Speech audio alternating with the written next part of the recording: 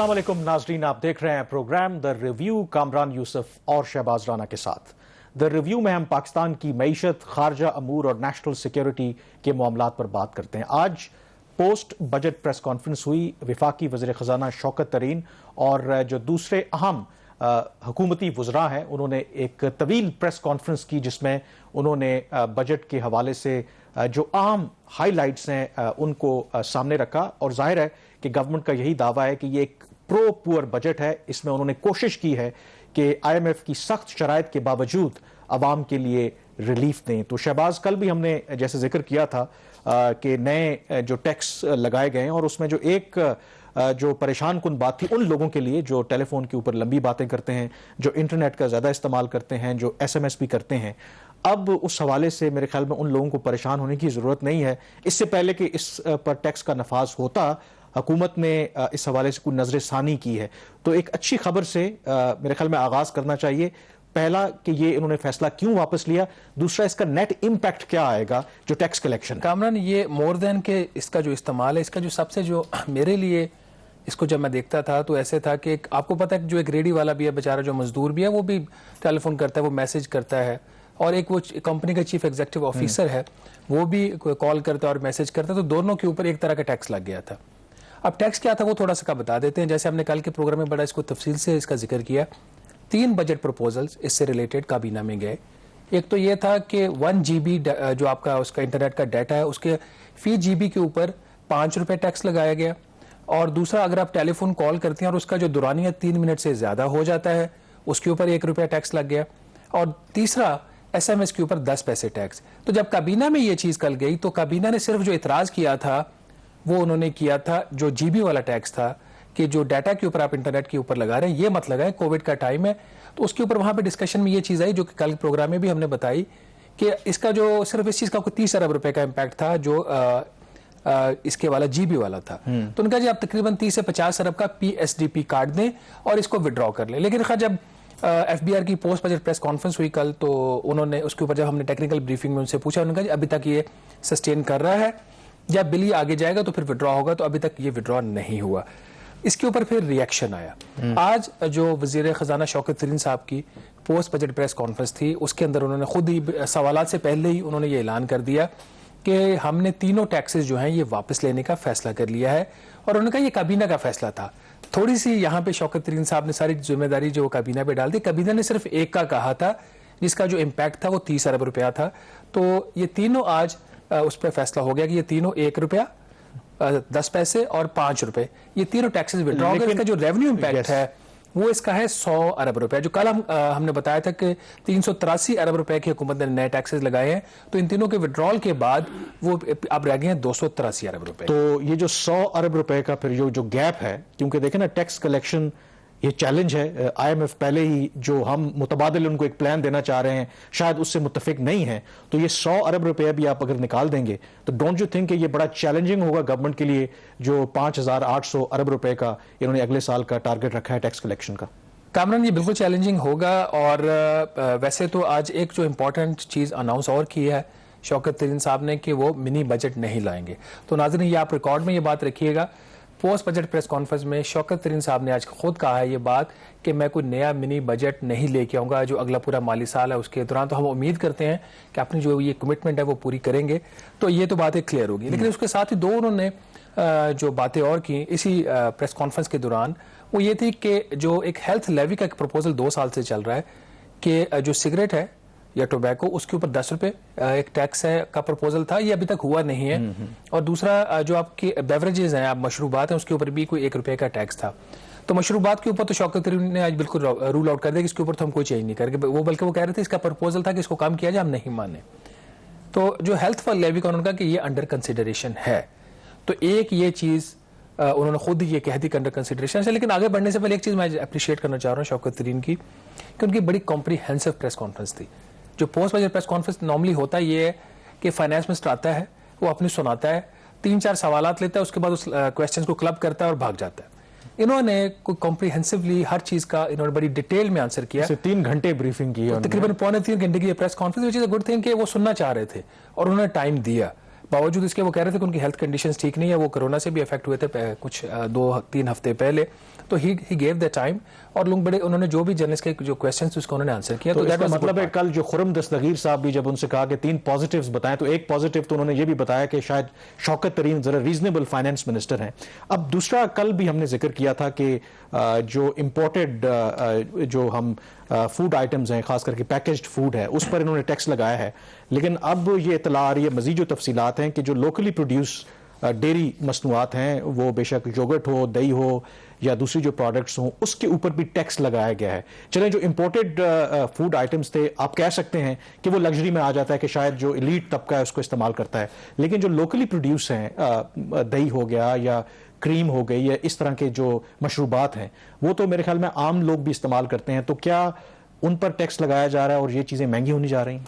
अच्छा, इससे पहले मैं वो थोड़ा सा पिछले वाले क्वेश्चन के जवाब में एफपीआर का जो टारगेट है, हदफ आप कह रहे थे चैलेंजिंग है, तो उस हवाले से शौकत तरीन साहब ने कहा कि केयरफुली एक, उन्होंने कहा कि ये है एक टारगेट दिया गया है इनको, अगर कोई शॉर्टफॉल आए भी तो 40 से 50 अरब से ज्यादा का नहीं हैगा, और उसके भी उन्होंने कहा जी ऑल्टरनेट में हमने इंतजाम किए हुए हैं, तो ही इज कॉन्फिडेंट कि ये 5800 अरब रुपए ये टच कर जाएंगे।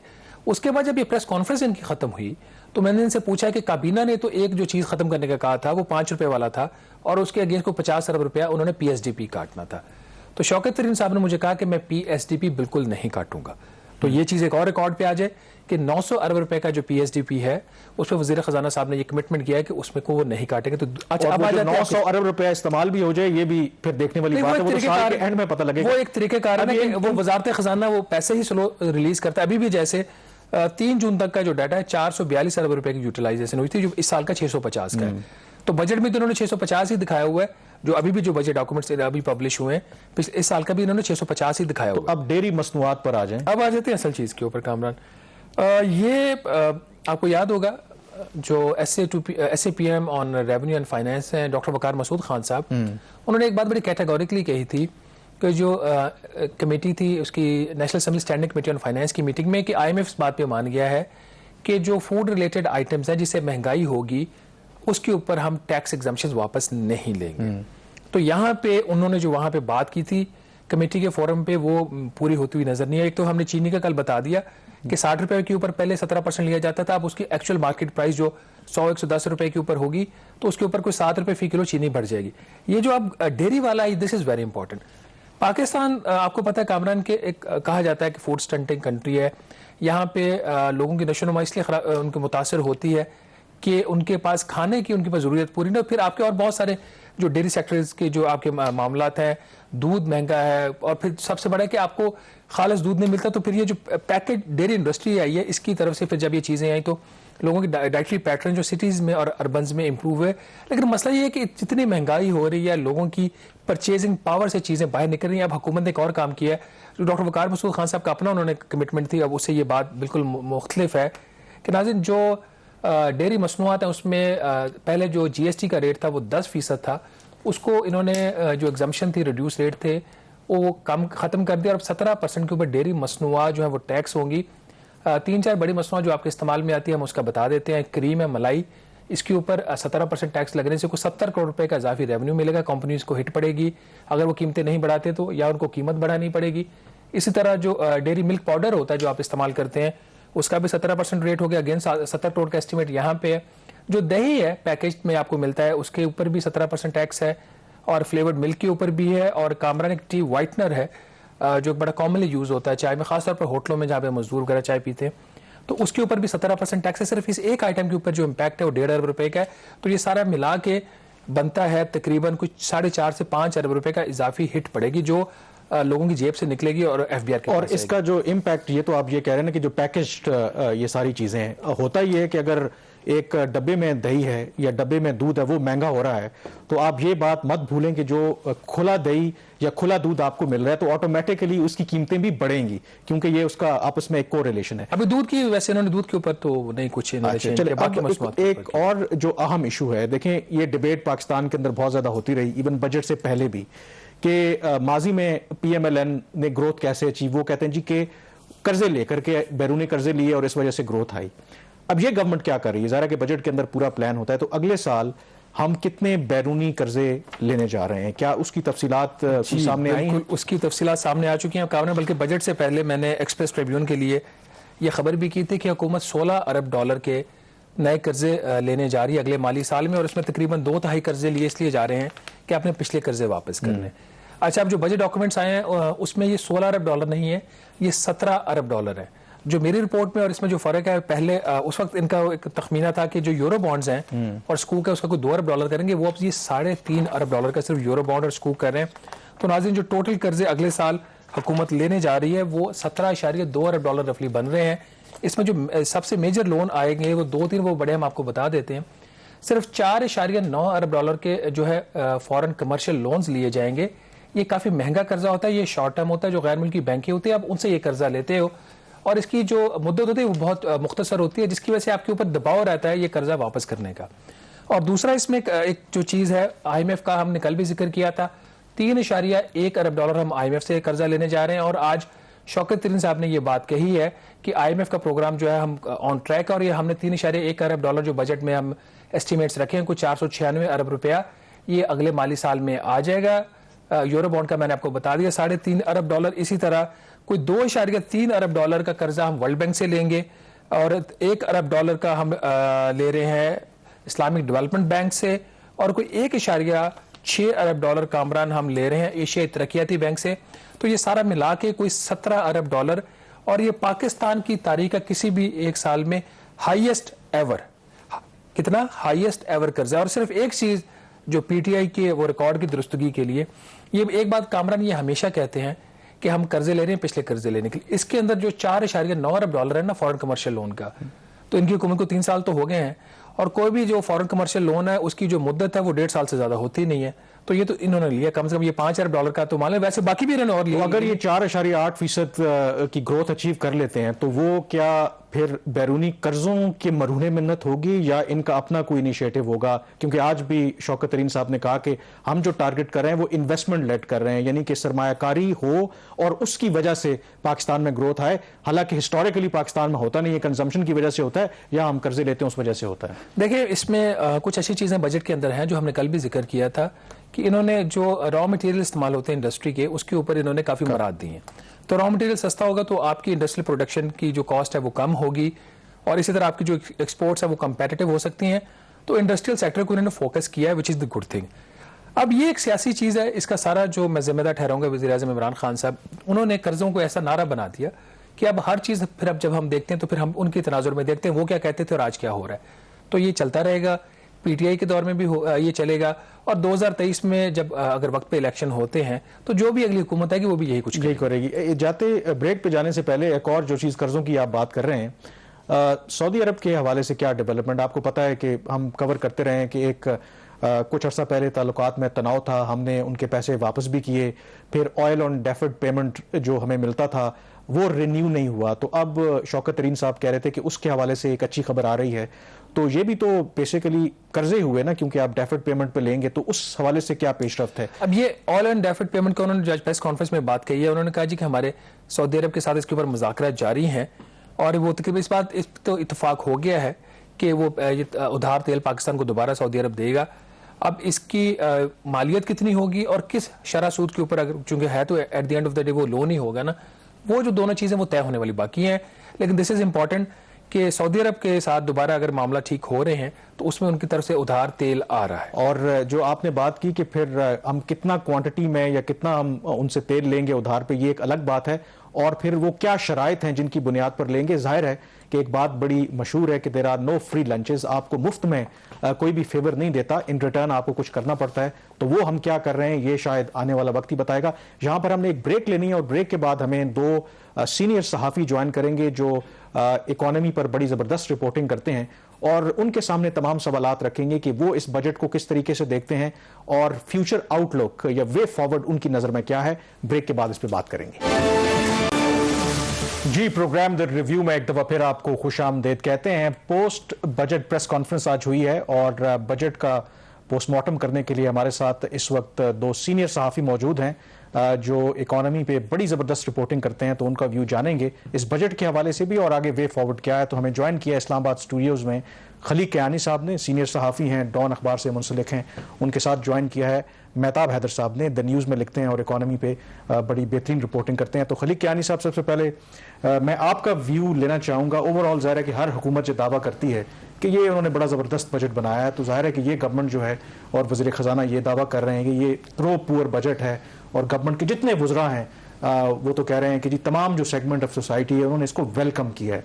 आपका जनरली क्या व्यू है, ये इस बजट को किस तरह देखते हैं आप?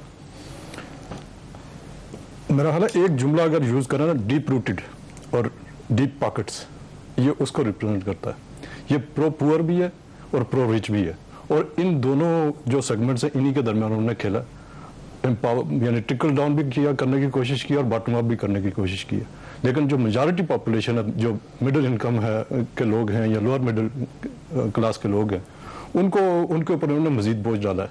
और वो आप मुख्तलिफ जब आप डिटेल्स में बात करेंगे आप देखेंगे कि हर तरफ से वो जो एडिशनल इम्पैक्ट जो फाइनेंशियल बर्डन आना है वो उन लोगों के ऊपर आना है। उनके लिए रिलीफ आपको बहुत, अगर कहीं है भी थोड़ा बहुत, तो बहुत मिनिमम लेवल के ऊपर है। मिसाल के तौर पर उन्होंने अपनी जो गवर्नमेंट एम्प्लॉयज़ हैं उनके लिए 10% की सैलरीज में इजाफा किया, लेकिन उनके जो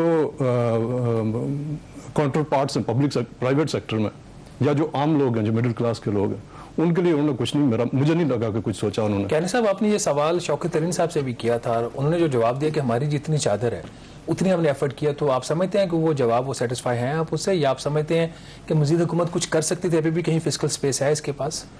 सर देखें, उन्होंने अपने हिसाब से तो उन्होंने बिल्कुल ठीक बात की, उन्होंने अपनी चादर के हिसाब से वो किया, लेकिन चादर को इक्वली उन्होंने डिस्ट्रीब्यूट नहीं किया। चादर में उन्होंने जो बहुत बड़े पावरफुल थे, आप देखें स्टॉक मार्केट वाले, कल आप देखिएगा मार्केट में जो स्टॉक्स के साथ प्ले करते हैं वो लुटियाँ डालेंगे। इसी तरह जो कॉर्पोरेट्स हैं, ऑटोमोबाइल वाले हैं, वो लुटियाँ डालेंगे, उनका काम बहुत अच्छा हो गया। इसी तरह मैन्युफैक्चरिंग, टेक्सटाइल्स के हमेशा उनको होता है, वो इस दफ़ा फिर एंजॉय करेंगे। तो इसी तरह फार्मास्यूटिकल्स जो हैं वो उनके लिए काफ़ी इंसेंटिव्स हैं। तो इसमें कोई शक नहीं है कि इन सारे लोगों के लिए उन्होंने बड़ी अपना जितनी भी गुंजाइश थी थैले खोले। डिटेल्स में बाद में जाएंगे। तो मेहताब हैदर साहब, आपका क्या व्यू? देखिए, जब 3 साल हम IMF के प्रोग्राम में रहे, बहुत से इकोनॉमिस्ट का ये गिला था कि इस तरीके से पाकिस्तान की मैशत नहीं चल सकती, आप मैशत के पहिए को रोक नहीं सकते, आपने पैसे का फ्लो करना है, इंसेंटिव देना है इंडस्ट्री को। अब अगर गवर्नमेंट ने ये काम किया है और खुद वज़ीर ख़जाना कहते हैं कि अब हमने ग्रोथ की तरफ जाना है, तो डू यू थिंक कि ये अब सही अप्रोच है? देखिए, मुझे ये लगता है जी कि इनकी प्लेट जब से शौकत तरीन साहब आए हैं, इनकी प्लेट कुछ ज़्यादा फुल है, प्रॉमिसेस बड़े ज़्यादा हैं, टॉल क्लेम्स बहुत ज़्यादा हैं। मेरी नज़र में जो सबसे इम्पोर्टेंट ये है कि वो क्या डिलीवरेबल्स हैं उनके पास, कितना वो डिलीवर कर पाएंगे। अब आप बजट के नंबर्स को अगर आप देखें तो नंबर्स जो हैं वो आपको यही महसूस होगा कि रेवेन्यूज़ ओवर एस्टिमेटेड हैं, एक्सपेंडिचर्स को अंडर एस्टिमेट किया हुआ है। तो इस हिसाब से अगर आप देखें, मसलन कहते हैं जी IMF के साथ नेगोशिएशंस जारी हैं, लेकिन IMF जो कि बैलेंस ऑफ पेमेंट की सपोर्ट करता है, वो बजटरी सपोर्ट नहीं करता। उसकी एक खासी बड़ी अमाउंट उन्होंने रखी हुई है अपने नंबर्स के अंदर फॉर बजट सपोर्ट। सूबों का रेवेन्यू सरप्लस 1% ऑफ GDP से ज़्यादा रखा हुआ है उन्होंने। उसके बाद जो पेट्रोलियम लेवी है और जो ओवरऑल नॉन टैक्स रेवेन्यू है वो भी ज़्यादा दिखाए हुए हैं, और पेट्रोलियम लेवी जो है वो 610 अरब रुपए की दिखाई हुई है। अब ये 610 अरब रुपए का आम आदमी के लिए मतलब क्या है? आम आदमी के लिए मतलब ये है कि आपकी पेट्रोलियम लेवी इस टाइम मिनिमम पे है, तो आपको जुलाई से 25 से 30 रुपए कीमत बढ़ानी पड़ेगी, और ये कीमत उस टाइम बढ़ानी पड़ेगी जब इंटरनेशनल मार्केट में, चूंकि कियानी साहब ज़्यादा इस पर बेहतर रोशनी डाल सकते हैं कि आप 2 से 3 महीने पहले कॉन्ट्रैक्ट किए हुए होते हैं जो आप ऑयल इंपोर्ट करते हैं। तो आपने जिस टाइम ऑयल इंपोर्ट किया था उस टाइम $60 के लगभग था इंटरनेशनल मार्केट में, अब वो प्राइस $71 को टच कर चुकी है। अब जब फाइनेंस मिनिस्टर साहब कहते हैं, वो कहते हैं कि ईरान की सैंक्शंस और नेगोशिएशंस के नतीजे में चांसेस ये हैं कि ऑयल की प्राइसेस कम होंगी, लेकिन वो इस बात को भूल रहे हैं कि कोविड की वैक्सीनेशन पूरी दुनिया में काफ़ी ज़्यादा हो चुकी है और दुनिया खुल रही है। तो चांसेस ये है कि इकोनॉमिक रिवाइवल के नतीजे में इंटरनेशनल मार्केट में शायद प्राइसेस बढ़ें बजाय कम होने के। अच्छा शाह साहब, ये बताइए आप कि आप कह रहे हैं कि कुछ उन्होंने महसूलात को उन्होंने ओवरस्टेट किया और एक्सपेंडिचर्स को अंडरस्टेट किया, तो बुनियादी तौर पर आप ये कहना चाह रहे हैं कि जो ये बजट है ये काबिल अमल नहीं है? क्या ये बात दुरुस्त है? आप ये देखें ना, एक मैं आपको मिसाल देता हूँ आज की प्रेस कॉन्फ्रेंस से ही। 100 रुपए के जो टैक्सेस उन्होंने अनाउंस किए थे, जिसमें 3 रुपए से ज्यादा की जो कॉल थी उस पे और SMS के ऊपर और इंटरनेट के ऊपर, ये कोई तकरीबन 100 से 110 अरब रुपए का रेवेन्यू इम्पैक्ट था।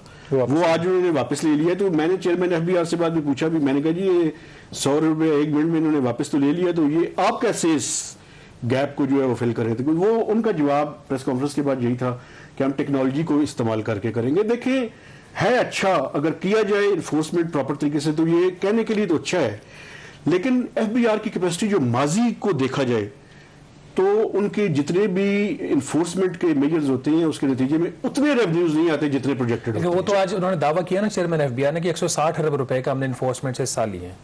आप ये देख लें कि बाद में उनसे ये भी हुआ कि वो टेक्निकल ब्रीफिंग देंगे, तो हम उनसे पूछेंगे कि 160 अरब को जरा आप नंबर्स में करके दिखाएं ताकि हमें भी पता चले। POS से कुछ जगहों पे उन्होंने लगाया, अभी ट्रैक एंड ट्रेस की वो बात कर रहे हैं, उसके ऊपर बहुत सारे सवालात है, कोर्ट्स के पास है, लिटिगेशन का इशू है। देखिए, टेक्नोलॉजी एक सोल्यूशन है और वाकई सोल्यूशन है, लेकिन उसके साथ साथ वो मैन पावर भी चाहिए जो उस टेक्नोलॉजी को इस्तेमाल करते हुए जो आपके पास डेटा है उस डेटे को टैक्सेबिलिटी के अंदर कन्वर्ट कर सके। That is the major challenge. छोटी सी एक ब्रेक लेते हैं, लेकिन ब्रेक पे जाने से पहले एक और चीज जो शौकत तरीन साहब ने अनाउंस की कि जो कंस्ट्रक्शन सेक्टर है उसके लिए जो टैक्स एमनेस्टी 30 जून को खत्म हो रही थी, उसमें मजीद 6 माह की एक्सटेंशन की दरखास्त की गई IMF से। इस पर मजीद बात करेंगे, लेकिन एक ब्रेक के बाद।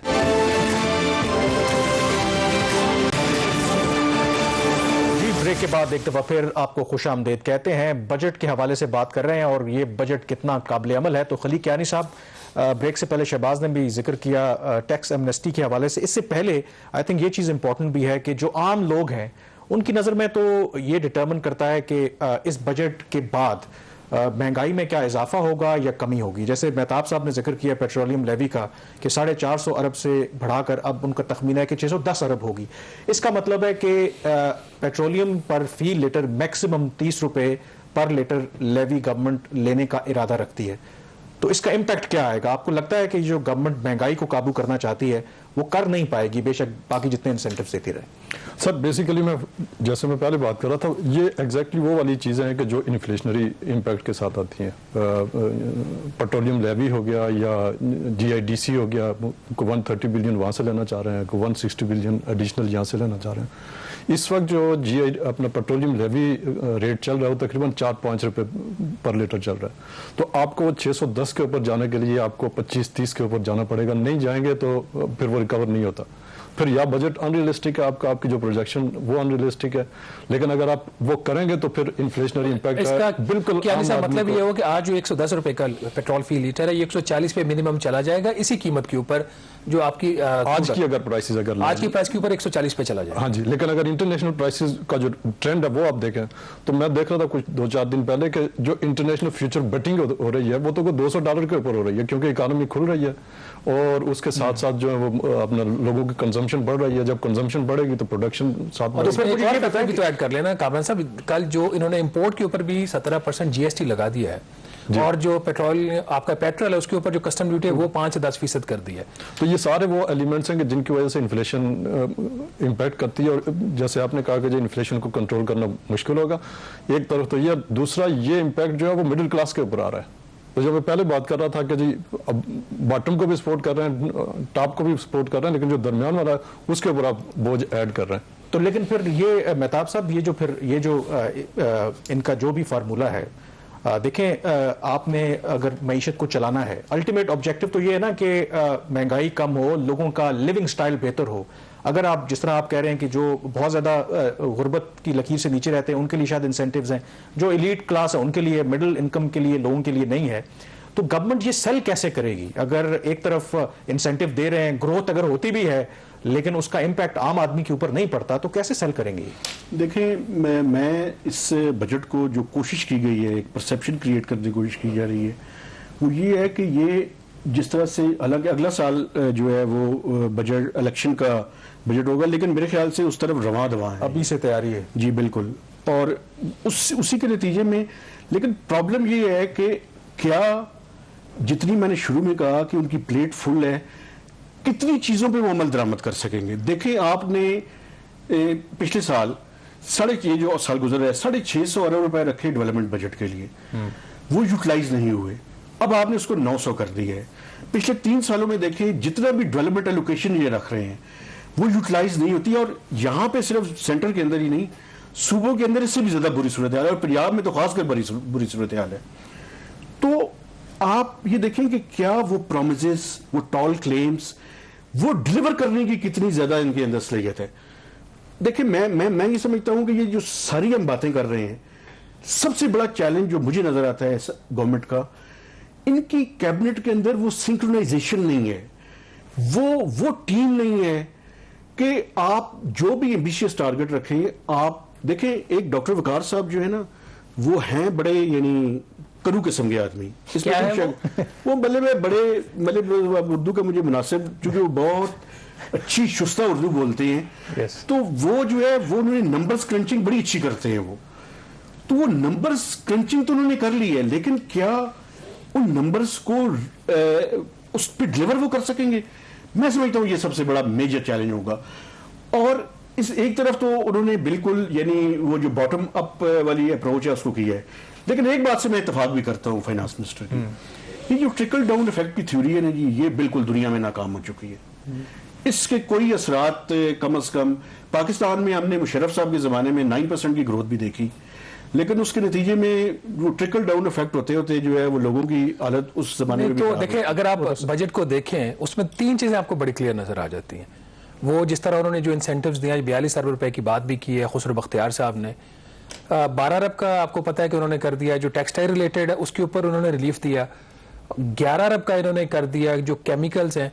तो जो केमिकल के बिजनेस में, जिसमें एक वजीर भी है मशीर, वो आज बैठे हुए भी थे स्टेज के ऊपर, जो टेक्सटाइल के बिजनेस में है वो सारे इनके, आपको पता है कि पार्टी की फंडिंग भी और इनकी मीटिंग्स अभी भी होती रही हैं। फिर इस तरह जो स्टॉक एक्सचेंज का है उसके ऊपर जो 2 अरब रुपए की रिलीफ दी है, 15% GST इन्होंने CGT कम करके उसको 12.5 कर दिया।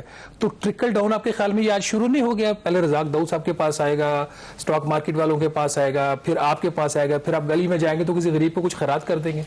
नहीं, देखिए मसला ये है ना, ये जो ट्रिकल डाउन इफेक्ट है वो पहुंचते पहुंचते मेरे ख्याल में गरीब तक नहीं पहुंचता। यही तो मैं इस थ्योरी से खिलाफ कर रहा हूं। वो तो बेनिफिशियरी हैं इस सारे निजाम के, जो सबसे ऊपर बैठे हुए हैं, और जो बॉटम पे लोग हैं उनके लिए आपने एक एहसास का प्रोग्राम भी आपने शुरू किया है, लेकिन उसके अंदर भी बुनियादी सवाल ये है कि क्या आपकी सिलेक्शन क्राइटेरिया वही होगा कि जिसके नतीजे में जो वाकई गरीब आदमी है उस तक वो पहुंचे? मैं समझता हूं टेक्नोलॉजी की वजह से उम्मीद है कि ये होगा। वो तब होगा ना अगर गुर्बत का हमारे पास नंबर लेटेस्ट होगा। अभी तो 2016 का नंबर हम चला रहे हैं, 2019 का आ गया नंबर, 2019 का ये हुकूमत ने ये भी बड़ी वारदात की है। नंबर आ गया उसका। वारदात इस तरह से की है कि अमूमन इकोनॉमिक सर्वे में ये फिगर डालते थे, तो रात को मैं देख रहा था कोई डॉक्यूमेंट्स, तो एनुअल प्लान के अंदर वो नंबर डाल दिया। नहीं, इसमें शाहजी वारदात नहीं है, अब ऐसी नहीं है, बिल्कुल गलत बात है। आपने असद उमर की वजारत के खिलाफ बात की है तो मैं इसको तरदीद करता हूँ, मेरा मसला तरदीद करना यहाँ पे। देखिए उसकी ये नालायकी है जो हॉल मार्क है ना इस गवर्नमेंट का, यहाँ पे भी यही हुआ है। इनको जो गुर्बत के जो नंबर थे वो प्लानिंग कमीशन ने इनको दिए बुध को 12 बजे के बाद दोपहर को, तो तब तक जो इकोनॉमिक सर्वे था वो छपने के लिए जा चुका था। तो फिर फैसला ये हुआ कि एनुअल प्लान के अंदर इसको शामिल करें। अब इतने भी आप उनको ना चले थोड़ा सा आगे जो, लेकिन आपको पता है कि एनुअल प्लान का डॉक्यूमेंट कितने लोगों के पास था? नहीं, वो तो बजट के साथ आपको मिल जाता है ना। नहीं, अक्सर लोगों को ये देख लें, आपको 99% कोशिश की है कि लोगों को खबर नहीं मिले। बिल्कुल, मुझे नहीं पता था इसका नहीं पता था इसका कोशिश की है। हाँ नहीं मतलब, लेकिन बताना चाहिए वो नून लीग किस जमाने में काम हुई है? नहीं 2018-19 का है। 18-19 में पीरियड देखें ना, 15-16 से 2019 मेजॉरिटी टाइम किसका था? नून लीग का। नहीं क्या बात है सर। आगे जो हमने शुरू में बात की थी टैक्स एमनेस्टी के हवाले से भी, और ये ट्रिकल डाउन इफेक्ट की भी आप बात करते हैं। मेरे ख्याल में ट्रिकल डाउन पाकिस्तान में इसलिए काबिल अमल नहीं है कि उसके लिए जिस तरह चीन ने 30 साल तक 10% तक ग्रो किया, हमारे यहाँ तो पता नहीं होता कि 5 साल इलेक्टेड गवर्नमेंट पूरा करेगी या नहीं करेगी, तो हमारे यहाँ तो शायद वो हो नहीं सकता, पॉलिटिकल स्टेबिलिटी है नहीं। अब ये जो हम करने जा रहे हैं, एक तरफ फाइनेंस मिनिस्टर कहते हैं कि जी आपने टैक्स बेस बढ़ानी है, फिर दूसरी तरफ वो टैक्स एमनेस्टी भी हम उसको एक्सटेंड करने जा रहे हैं। तो ये कंट्रडिक्शन जो है ये क्यों है? मतलब या तो आप एमनेस्टी ना दें या देनी है तो फिर सारों को दें। सर ये तो मतलब इनहेरेंट प्रॉब्लम है ना हमारे साथ कि जी हम हमेशा हर साल एक एमनेस्टी देते हैं और फिर हर साल ये साबित करते हैं कि जो बाकी सारे जो बड़े ऑनेस्ट टैक्स पेयर हैं, बड़े रेगुलरली टैक्स रिटर्न फाइल करते हैं, वो हर साल हम साबित करते हैं कि भाई आप उल्लू के पट्टे हैं।